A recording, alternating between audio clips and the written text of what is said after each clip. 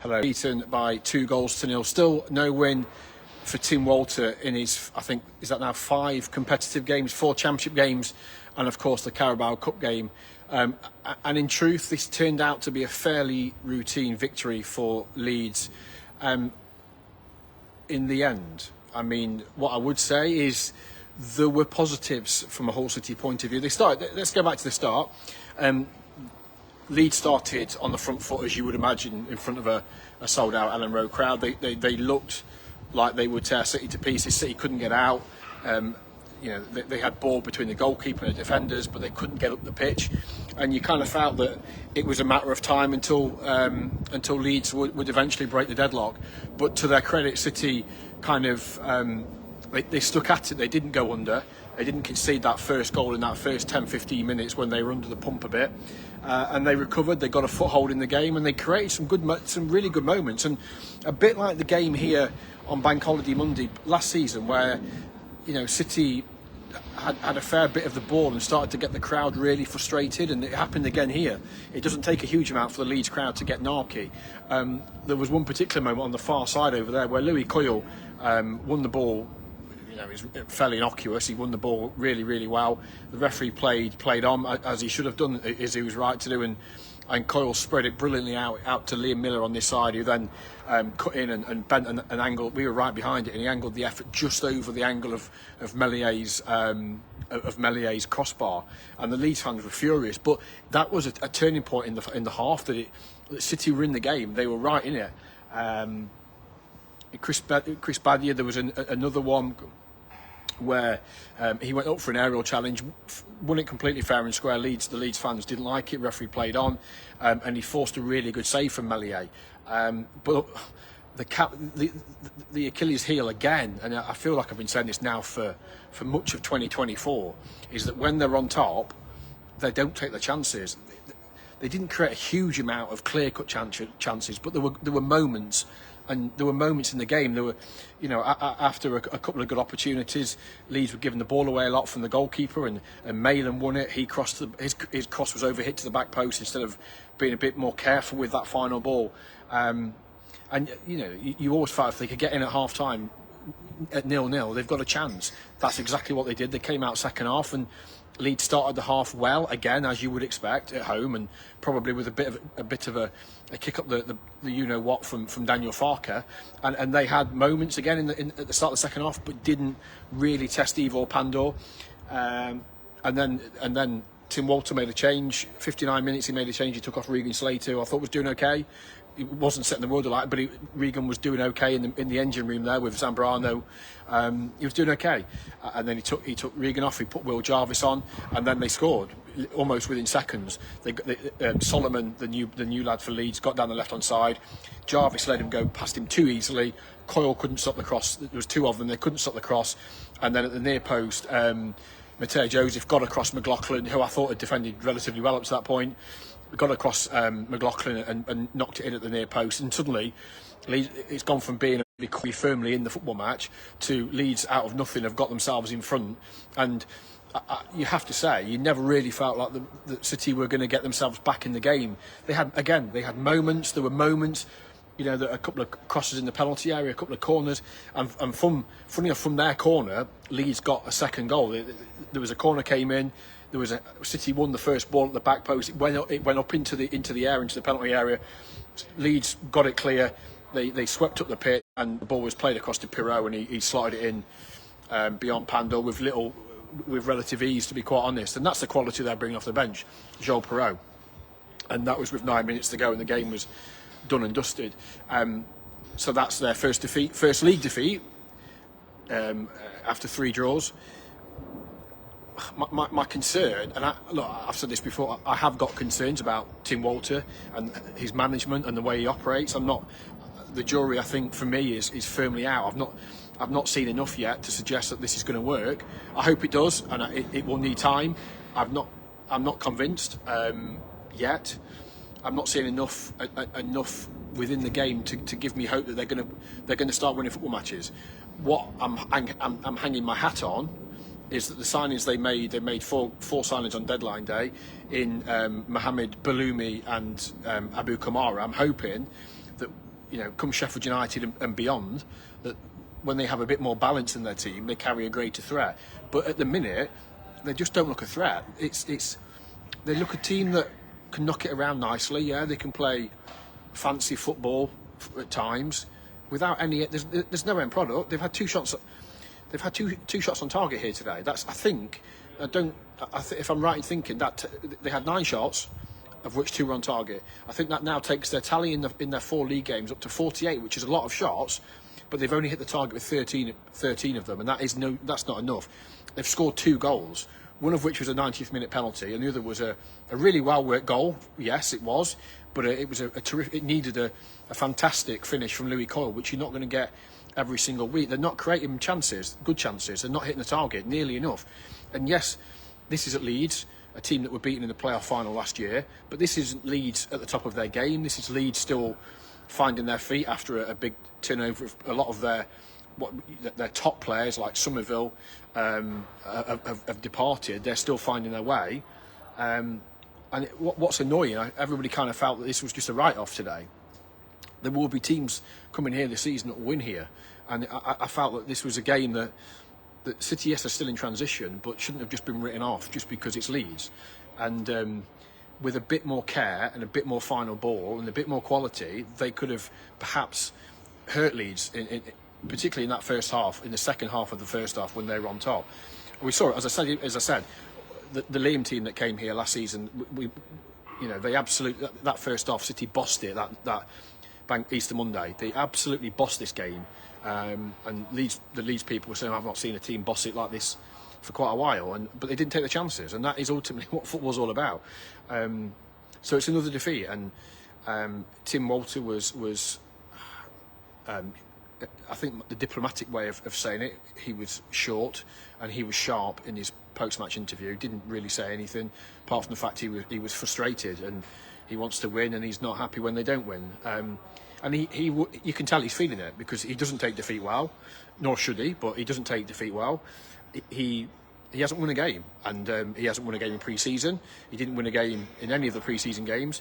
They haven't won a game now in 4 championship games and a League Cup game against Sheffield Wednesday's reserves. So the pressure is starting to build, and this next 2 weeks now for him is huge, because he's got just under 2 weeks before Sheffield United at home a week on Friday night.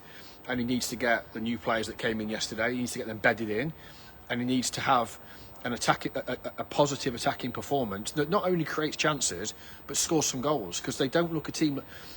I'm just being honest. I don't see that. I watch that team and I don't see that team winning games.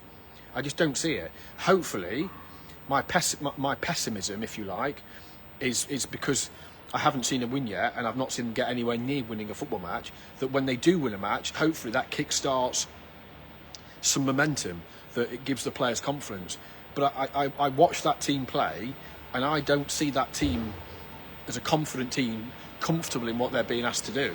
And I think for me, it's reflected in what we're seeing. We're seeing a team that are still finding their feet. Of course they are. But I'm not convinced that this style of play it just hasn't found a way to be effective yet, and I think that is the acid test of the new manager going forward.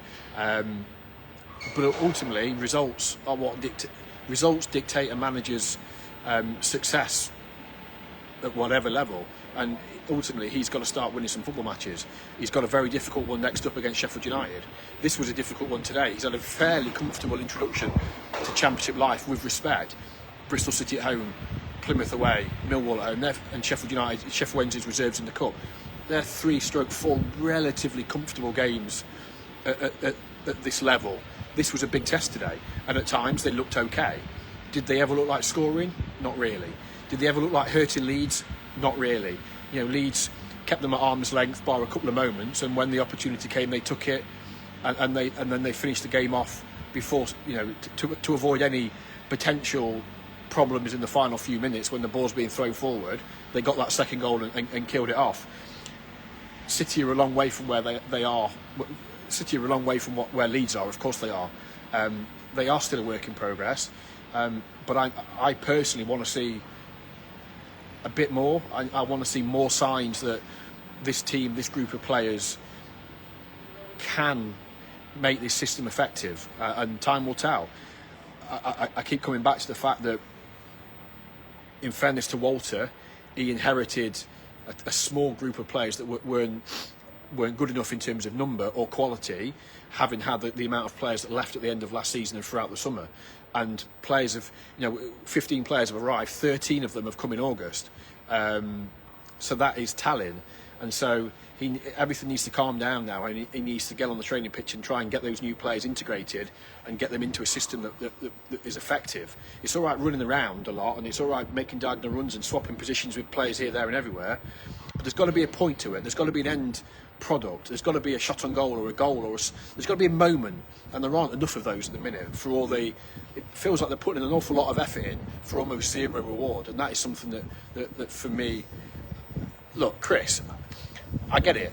I've watched every single game since he took over. I've watched a fair bit of training. For me, I can't lie. I can't sugarcoat it. I'm not going to sit here and go, yeah, everything's fantastic, and I think he's the second coming and he's going to win the league. I can't do that. I'm not convinced. The jury for me is out, and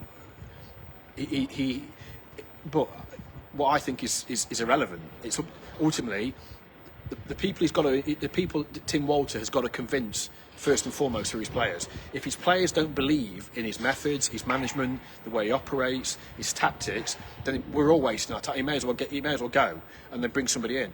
So he's got to convince the players first and foremost that what he's doing is the right way forward. Then obviously he's got to in part convince the ownership and the people that run the football club that this difficult period that we're going through right now is worth it, because in the long term the results will be borne out.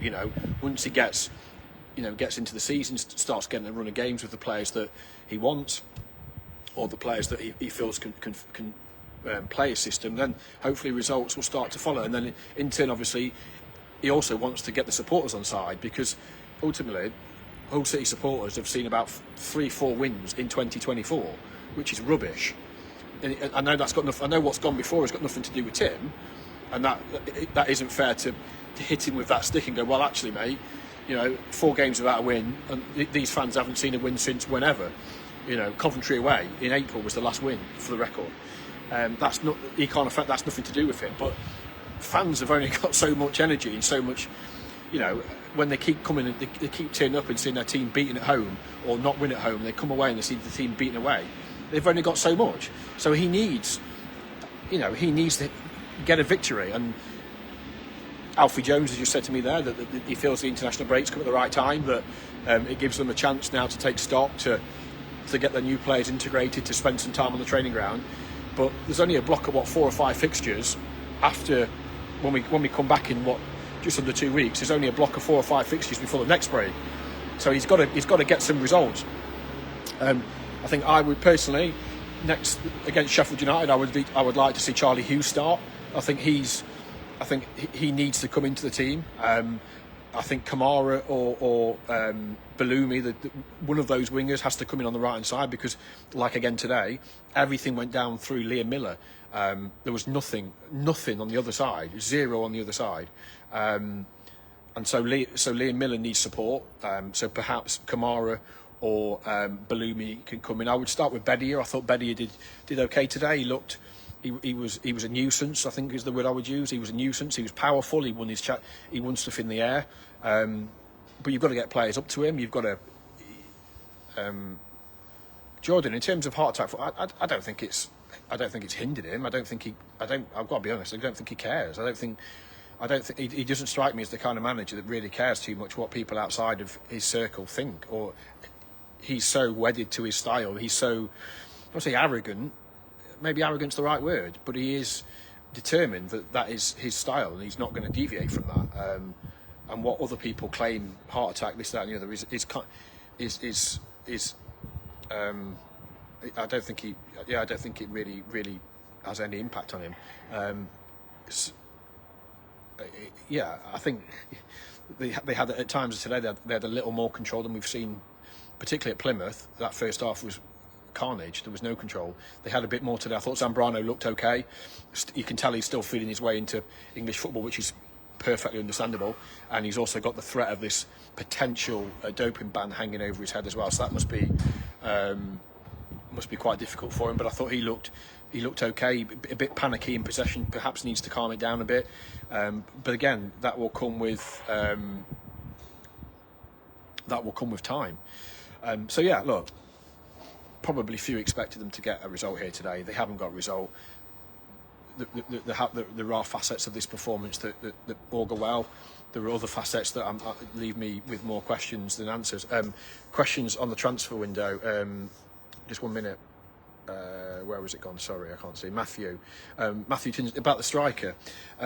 Yeah, look, they wanted to bring in a third striker. Adrian made that perfectly clear at the fans Q&A. He said if Oscar Estepinian was to go, he would bring in a third striker. We did an interview with him last Friday. He made it clear again that he wanted to bring in a striker. Tan has spoken throughout the summer. Ultimately, the players they've gone for, they've just not been able to get over the line. Earlier in the summer, it was Kiefer Moore. He went to Sheffield United. We saw Brandon Thomas Asante go to Coventry, although probably Casey Palmer's a like for like in that respect. They went for Tom Cannon. He went to Leicester. There were other strikers. They tried to sign Fofana from Chelsea yesterday. They were going for good quality strikers. They could have signed any striker, but is he better than what they've got? They were trying to sign a striker that was better than what they've got. They've not been able to do it, and that will be a source of real frustration for the manager, for the owner, and for everybody at the football club that we're trying to get somebody over the line. I think I don't yet know what to make of the recruitment as a whole. I think there's been some really good signings. The window, it's been a bit hectic this in August, because obviously it got off to a really slow start. And there's probably any number of reasons for that, but they've done what they've done. I think, as I said before, I think Charlie Hughes is a terrific signing. I think Rushworth is a fantastic signing at this level. I would start him against Sheffield United, and that's no criticism of Ivor Pandor, because actually I think Ivor has done really, really well as the games have worn on. I think he's grown into it. He's got more confident. We shouldn't forget that Ivor hadn't played a single championship game before the first game of the season. He was brought in last January. The previous manager and coaching staff felt that he wasn't ready to be involved as a starter, so wasn't. But I think he's grown into it. Rachopi is clearly a very good goalkeeper. He's played, idiots don't play Champions League football, so he's clearly has got a big pedigree, and is one that he belongs to the football club. But Rushworth is so good, is so well versed at Championship level, and knows what it takes to play in a team that want to dominate the ball and play quickly. Charlie Hughes, as I say, is a brilliant sign. I like Miller. I think Kamara is fantastic. The Zambrano, Puerta, interesting. I can't say that. And we don't know how they're going to react. Burstow's got potential. Bedia looks bright. For me, that they are a striker light. They are, and a good striker. And ultimately, whoever's fault it is, or whoever is going to carry the cam for not getting a deal over the line, ultimately they've not been able to do it. And that is how impactful that is going to be. Only time will tell. Only between now and January will we know how damaging or not signing a third striker is. Hopefully, in an ideal world, when things calm down and Walter's got his settled side, he's got Miller on the left, he's got Kamara on the right, he's got Abdouche in the number 10, who needs to up his game, and he's got Bedia through the middle. Hopefully that attacking unit, that four, have got enough about them to create and score the goals that this team need, and they're not going to be completely reliant on an imaginary 25 goal a season striker that they haven't got. And there's no guarantee that Tom Cannon going to Stoke suddenly is going to bludgeon 25 goals. That is who knows what it is. It's up to the players they've signed to go and score goals, to go and create goals and make things happen. Kamara can play, as an example. Abu Kamara can play further forward.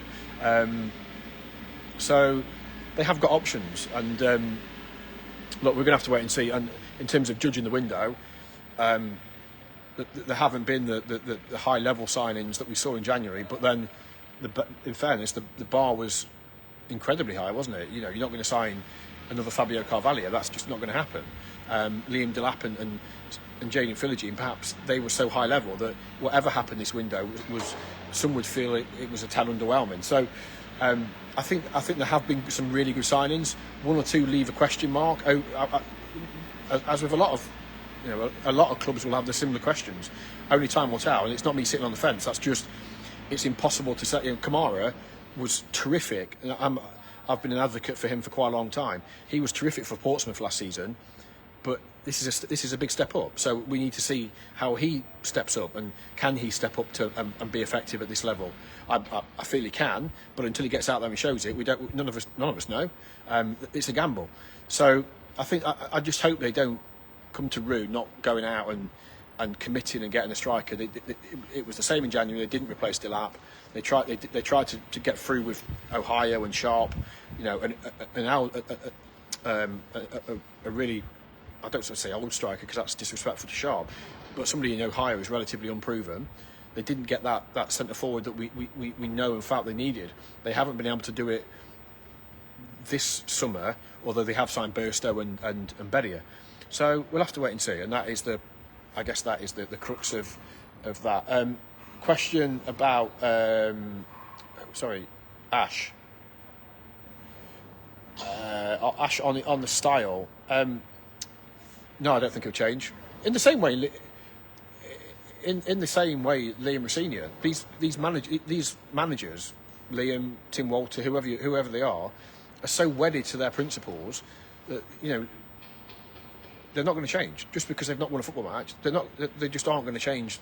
I can't remember there was an interview on the telly I saw a couple of weeks ago with the manager, and the reporter on the telly asked, "Well, you've not won a game, are you going to change your style?" And he was like, "Well, no, because I believe in what my principles are." And so and Walter is exactly the same with that. He's not going to change.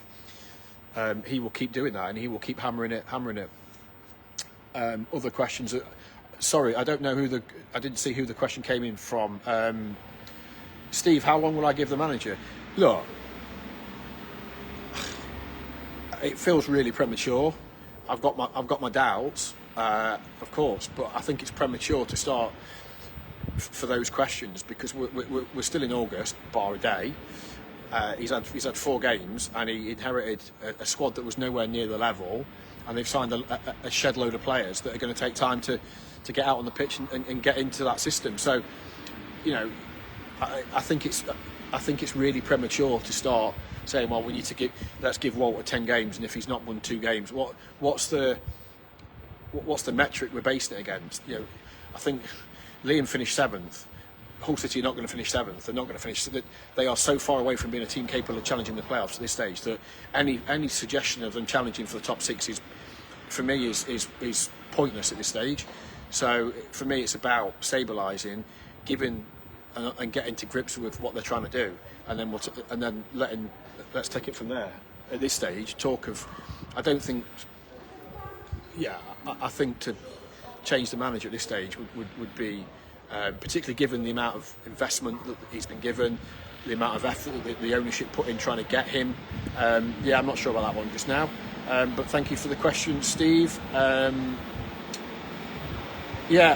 Andrew, about Abdush. No, he didn't play the number 10 because he's having to play out wide. But the theory is that now they've got wingers, that will allow Abdush to go and play in the number 10 where they will get the best out of him. Matthew, he had the surprise, I think, and I don't want to put words in his mouth, but I believe the surprise was the goalkeeper, Rushworth. Look, they tried to get a striker. I'm sure at some point Adjun will talk about what happened and explain why that wasn't possible. I know it wasn't for the want of trying, so that's where we're at with that one. Ian, do you think Adjun is right in the season off for promotion and targeting next? I don't think it. I'm not sure. I'm not sure in the Championship you can ever write it off and just go off. We'll forget this year, because if you do that, you risk getting relegated. So, and equally, you never know what can happen. If they can get competitive quickly, if they can start winning some games, and they can be, towards the top of the second page of the table, as you would say, like 12th, 13th in that area at the turn of the year, not too far off. You never know, but a lot has got to happen. Glenn, let's hope that the signings turn the tide. That the 2 wingers will make a difference. Get them in the team, that gives more balance to the team. It potentially gets more out of Abdush, because we get nothing from him at the minute, or very little from him. and hopefully an attacking threat, because that is the crux of this at the minute. There is just no attacking threat, or very little attacking threat. So hopefully the new signings, and maybe Palmer can come into the team, and he's a willing runner, he's direct, he takes people on. Hopefully he can have a positive impact. Plenty of questions coming in. So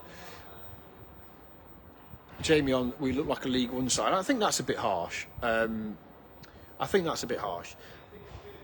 the players are trying really hard. I just think this is a big ask to play this style of football and try and play it at this level. It is going to take time, and ultimately there's not a lot of patience in football, is there?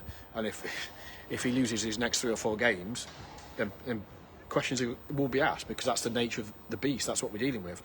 And if it gets to October international break and they still haven't won a football match, and they've lost now, they lose 3 of the next 4, people will ask questions, and not more so than the ownership, because they won't want to see a team that they've invested in losing a lot of games and sinking down to the bottom of the table when they were 7th last year. So look, I don't think it's the time for knee-jerk reactions necessarily. I think it's the time for Walter to get back out on the training pitch, to get those players playing that, maybe perhaps making it a little bit easier, maybe not overcomplicating it. Maybe things are overcomplicated. We'll have to wait and see. I'm getting a nod from here at Elland Road that they would like to close the stadium, apart from obviously the groundsman downstairs. That's it from here at Elland Road. Great support, by the way, today from the fans that were here. Just under 3,000 sold out. Not a great result, but we could hear them down the far end. So credit if you were here today. Look, I'm now off for a few days. Scars of the transfer season. There'll be plenty of stuff coming up over the next week. So as always, keep in touch. At the 1904 Club on Twitter if you want to get your comments in for the next podcast. And that's it from here, Elland Road. Thanks for watching. Thanks for your questions, comments. Take it steady, and we'll see you again soon.